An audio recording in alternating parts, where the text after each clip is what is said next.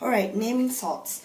So in order to get a salt, you have to mix two things together. It's an acid and a base, and it gives you salt plus water.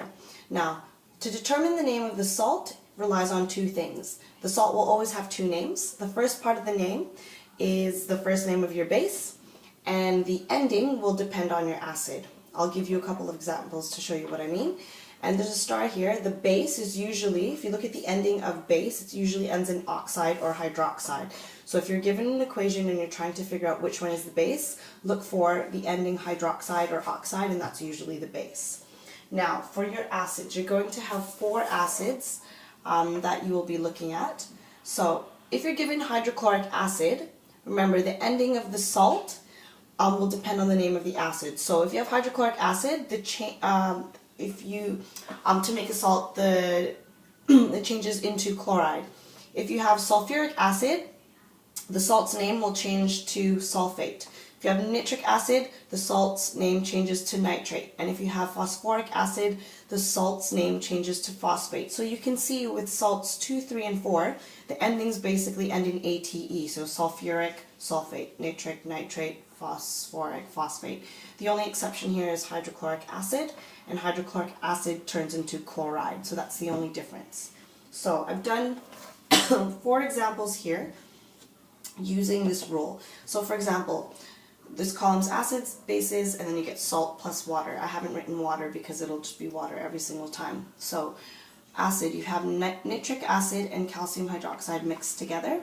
Okay, so remember the rule is the salt's name is the first name of the base. So the base here is calcium hydroxide, so the first name of the base is calcium.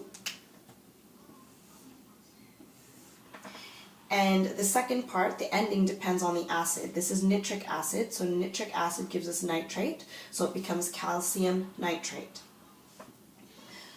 Here we have sulfuric acid and sodium hydroxide. Okay, again, the first name is of the base, so the base in this case is sodium hydroxide. The first name is sodium, so we have sodium here. The ending depends on the acid. Sulfuric acid gets sulfate, so it becomes sodium sulfate.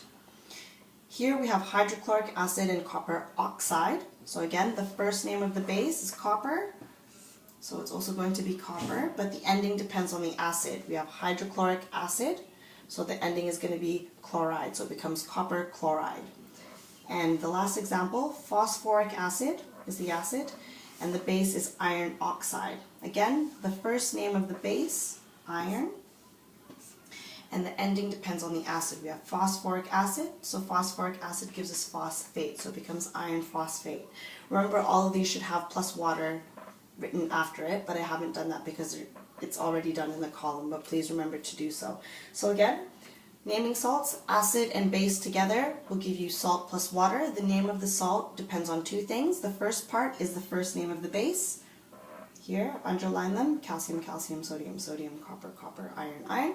And the ending will always depend on the acid. Everything except for hydrochloric acid will end in ATE, and hydrochloric acid ends with chloride. So hopefully that clarifies naming salts.